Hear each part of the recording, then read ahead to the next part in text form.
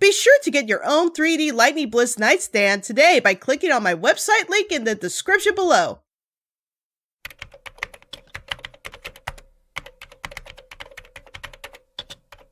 Sweet! Got a script on my thoughts about some of the recent leaks from the new MLP Generation 5 movie. Glad I was able to write that out before its release. What? It's something I wanted to talk about before the movie release on September 24th. Oh, come on! It's not like I'm missing anything else I could be reviewing before it. Hey! What's gotten into you, Twink? What could I possibly be missing before the new movie comes out?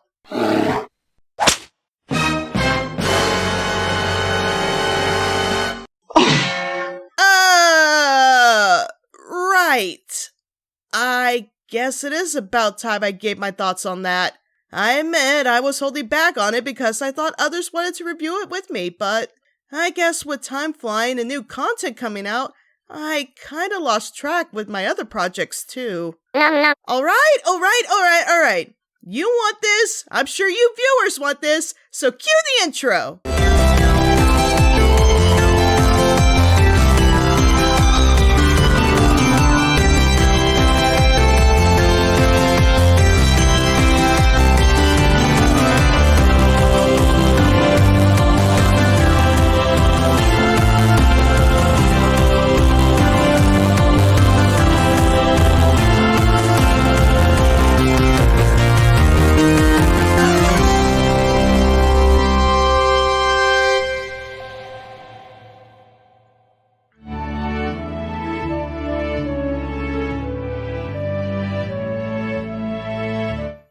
Folks, warning you right now, even if the movie has been out for over 4 years, but I will be stating this review contains spoilers! So if you haven't seen the movie My Little Pony, the movie, click off this video now and give it a watch. Otherwise, stick around, and I hope you enjoy hearing my thoughts on what I have to say, even if they are well overdue. I remember when I first watched the movie in theaters with my friends, I honestly was overwhelmed with how beautiful the animation and backgrounds were. Opening up with a Pegasus flying into the sky before being joined by its friends as we greeted with the entire wide shot of Canterlot Castle as it appears that a friendship festival hosted by Twilight and her friends is being organized. This mindset still has not changed with me as the years have progressed. I truly still enjoy the animation and color this movie displayed, from fluent water animation and hints of CGI taking effect, to flight animations, smoke, running, and walking, even the lip sync. It was all eye candy for me to watch. Not Adobe Flash animation like what the show displays, but new Toon Boom animation at one of its best displays. There was clearly a lot of effort and care being put into this creation. The soft shading, highlights, and even special effects influenced the world of the characters as well as themselves. I'll say it time and time again, if the animation doesn't catch me, then odds are I may not stick around all the way through. But I'm not going to let the look of the movie take up all the glory. I also enjoyed the story too, though a few complaints I will be getting into shortly. We are quickly introduced to a panicked Twilight Sparkle struggling with the fact that she's supposed to represent herself as a strong leader and responsible princess that can handle the festival that she came up with, in the hopes other ponies will make friends and encourage the strength of its magical friendship. Every pony's happiness rests in your hooves. She clearly lets her obsessive need to make things bigger and more impressive get to her head as she tries to make the Friendship Festival the best it can be, even to the point where she shows doubt to her friends' abilities to keep up with her vision. This does continue to play a role throughout the film as her leadership and faith in her friends is put to the ultimate test when an invader enters Equestria known as the Storm King. Again, I have to shout out to the animation as the interest of this villain's evil forces really does put on a show of intimidation. His first in command landing with a firm stance, Tempest makes her demands known and without hesitation. A clear sign of not only does she know what she can handle all 4 princesses who challenge her, but literally has the army to back her up to do so. Not to mention the fact of her 1 second in command making it obvious. To deliver the Evo message! What is this, G1 villain cliches? Moving on. So Tempest, not the Storm King, but Tempest. She's the main villain of this movie here, though she's technically also following the orders of the Storm King as well, to her own gain too, I suppose. She truly does stick out very much amongst the other characters. The broken horn, the armor, even the color scheme screams dark character with a sad backstory. Regardless, she along with the Storm King's soldiers begin to attack Equestria in order to capture all the princesses so she could steal their magic. I'll applaud the efforts of Princess Cadance and Luna for trying to do something, but I already saw this coming with them alongside Celestia being completely useless as the attack progresses. Luckily, Twilight gets some helpful tidbits from Celestia to go get help from the Queen of the Hippogriffs, and thus she and all her friends manage to escape the attack and set out on a journey to find help against their conquerors. Now, not wanting to get into too much details about the story, but Twilight knows she needs to find help because she and her friends, as she put it, are not enough to take on the entire army that has invaded Equestria. And rightfully so. I mean, if the Candelar guards couldn't stop them, wait, they weren't even there. Then asking others to assist them would make a lot of sense. However, throughout the movie, she has a very narrow-minded way of thinking when it comes to getting that aid. She has little to no trust in her friends when it comes to making decisions to help them, such as trusting our first furry of the movie, a smooth-talking alley cat named Capper. It's clear that Twilight has no trust in him, whereas her friends give him the benefit of the doubt. We could definitely use a friend out here. Very true. I would have to agree with Pinky on this, though I too would proceed with caution, all things considered. The fact that Capper's first introduction was to protect the ponies by lying to the crowd about a fake illness does spring forth some questions of, hey, maybe this guy is only saying what we want to hear? I don't blame Twilight for thinking that. However, what the movie is showing to the audience is that showing kindness, or generosity in this case, towards a stranger really can go a long way in regards to extending the olive branch. In this case, this becomes a pattern later throughout the film where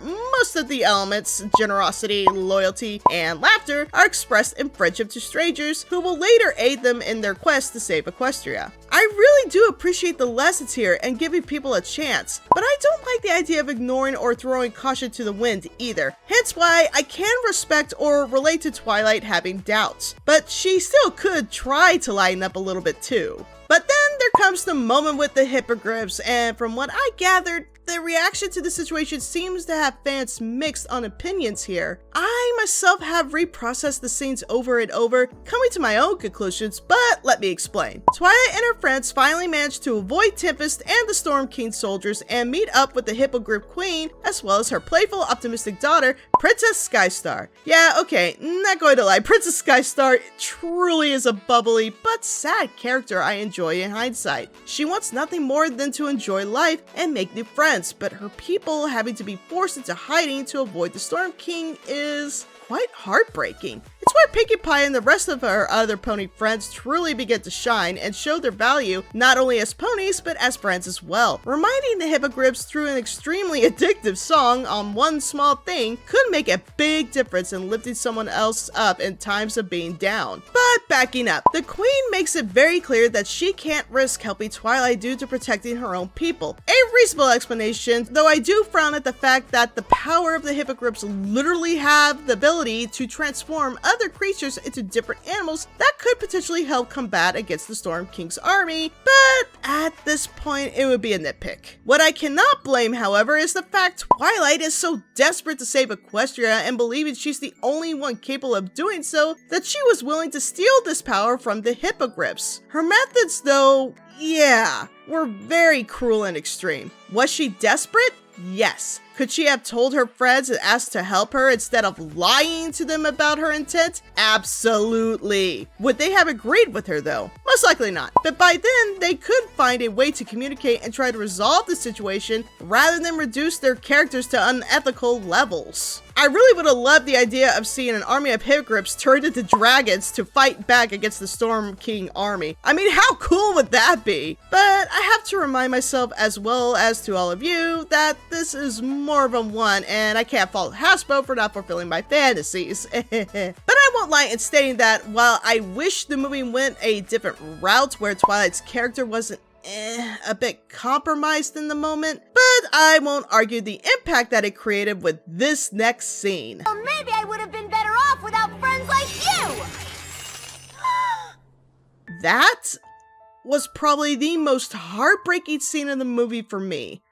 Not even with the fact of Twilight immediately regretting and crying about it later on, but the fact that it felt so real on a personal level for me. The character Twilight is under a great deal of stress and didn't put faith into her friends to help her in a time of need. And when she felt alone and inclined to take things into her own hooves, too proud to admit that her attempts were wrong, she lashed out at the very ponies that she held dearest to her heart. Heat of the moment reactions are a common thing to us in real life. In moments of stress and anxiety, it can happen when we may say things we regret amongst our friends. And that is when friendship is truly tested. I have had experiences in my past where I had a disagreement with one of my closest friends. While I'll keep them nameless for privacy reasons, there was a moment where I got so upset, so angry, that I actually questioned if this friendship was worth it to me. And I did say some things I regret. However, after the nerves were calmed and we took time away to regather ourselves, we were able to talk and work it out, and become even better friends as a result. And that's what I love about this movie and how it challenges the audience to recognize this subject.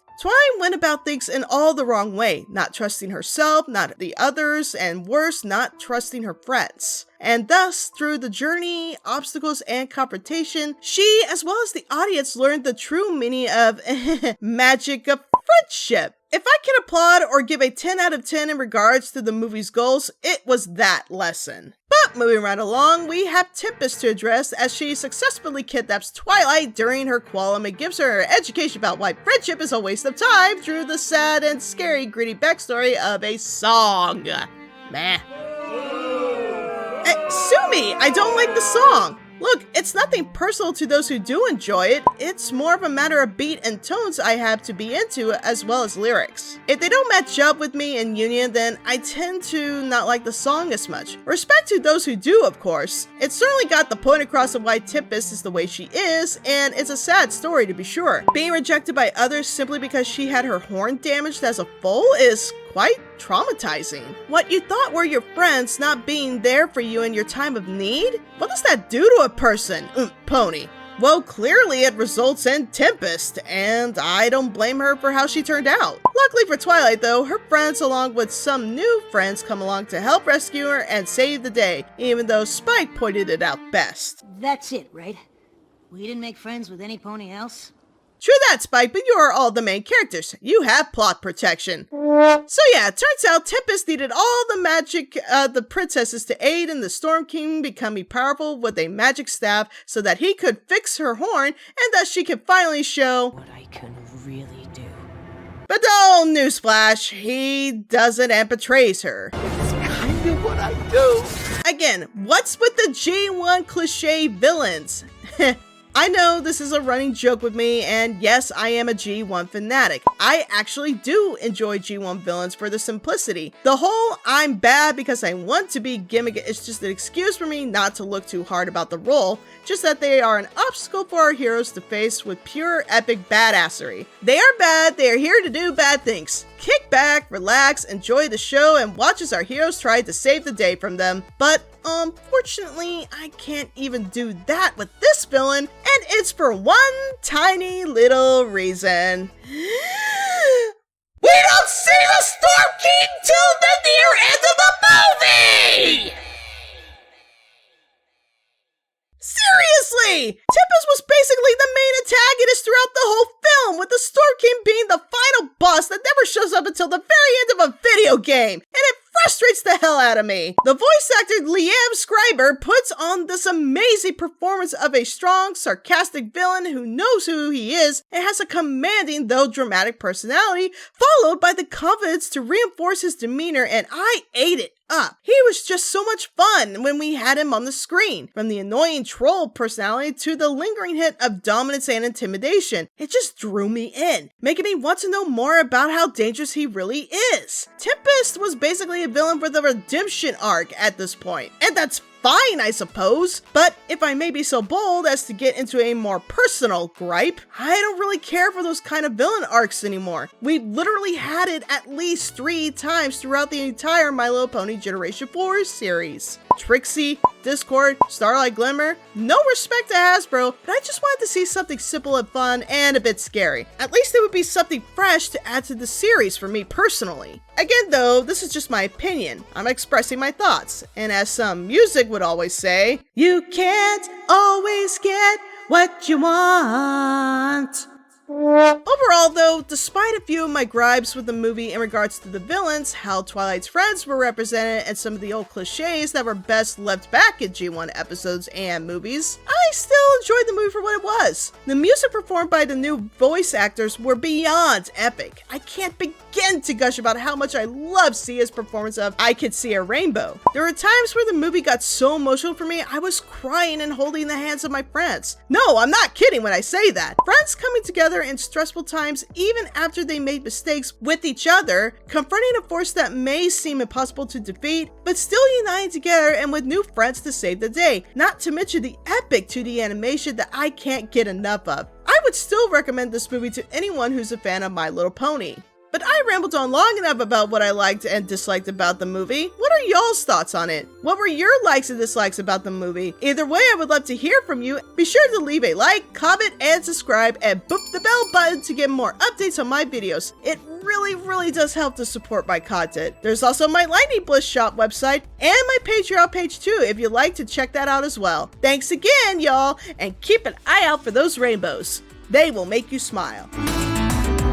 Hey guys, and hope you enjoyed the video. By the way, be sure to get your own 3D Lightning Bliss nightstand today by clicking on my website link in the description below. It comes with its own remote where you can set up a pattern of lights with the click of a switch and is great for decoration on your desk or anywhere in your home. So stop by to purchase your very own today.